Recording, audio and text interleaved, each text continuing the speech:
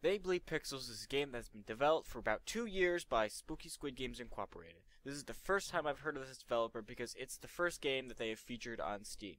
They also make freeware games on their website you can check out in a link that I will provide. This is an action platformer game that makes you watch your feet while fighting enemies, which is a really fun combination. But before I begin, I would like to warn you that I had a problem with my game crashing. Luckily, you can easily troubleshoot your problems on Steam forums. For me, all I had to do was go in and change a couple name files. The story in this game is pretty simple. The cutscenes tell the story of a little girl who goes into a private academy. There you are cursed by a book that turns you into a bloodthirsty demon with creepy red claws only at night. She tries to destroy the book that gave her that curse at day, but the book turns her back by night. The story lacks depth, but at least it keeps you invested into finding out the ending of the game.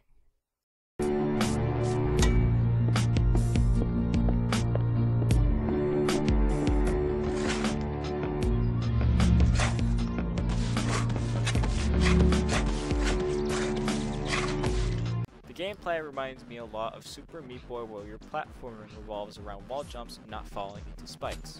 Your moves involves kicks and stabs. You can either kick foes into spikes, use stabs for combos, or you can even kick your foes into the air and stab them to death in midair.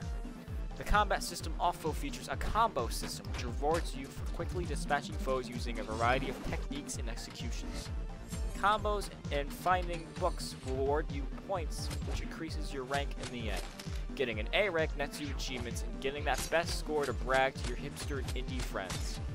There is definitely a linear difficulty curve here. The longer you play, the more you progress, the more you find yourself dying more often.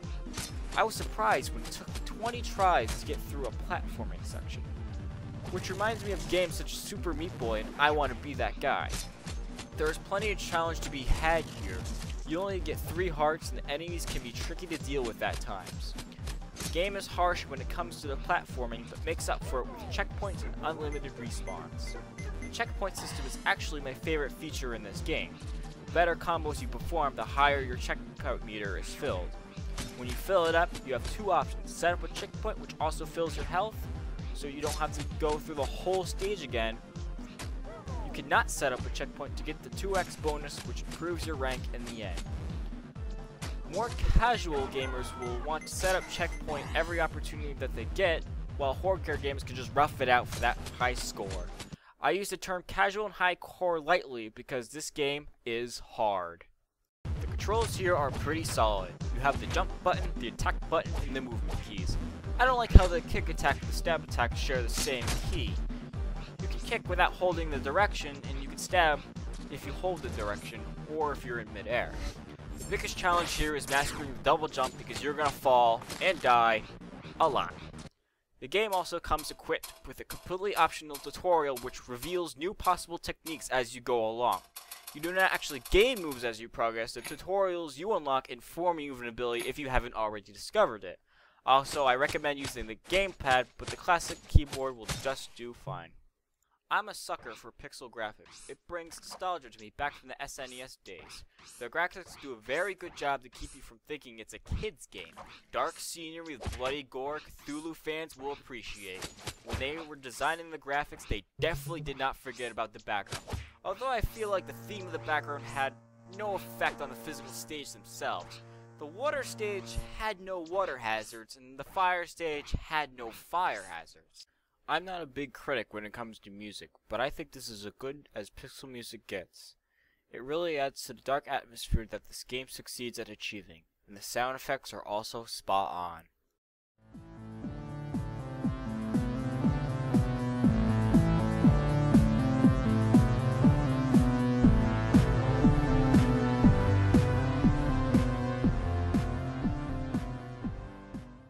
This game has 126 achievements, both in-game and on Steam.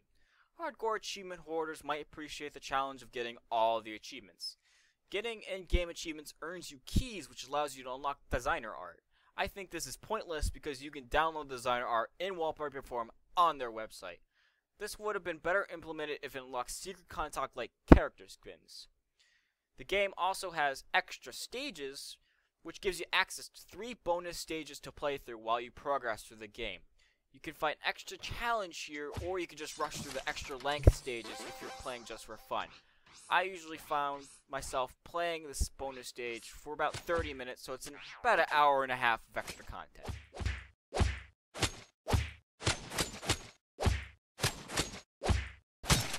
This game combines platforming and combat elements in an excellent way. Sometimes it feels like I'm juggling between the two, but when they are combined, it feels like I'm presented with a really good challenge. The downfall of this game is that the amount of gameplay and replayability all here depends on your skill. A hardcore gamer will spend hours getting that perfect speed run or high score run, while a casual core will beat it and probably never come back to it. Or, worse enough, someone will find this game too hard and quit after the second or third chapter. I think this would have been a popular game if it was released in the era of Ghosts and Goblins. Hard, but not insanely difficult. This game will definitely appeal to someone who appreciates Super Meat Boy and Castlevania. The retail price of this game on Steam is $10. To those who are minorly curious, I would probably wait until next Halloween when it comes on sale again. If you're looking for a platformer challenge with an action kick, I definitely recommend picking it up. If you are afraid that this game was too hard, I would stay away until you are more skilled in the platforming genre. I give They Bleed Pixels a 3 out of 4.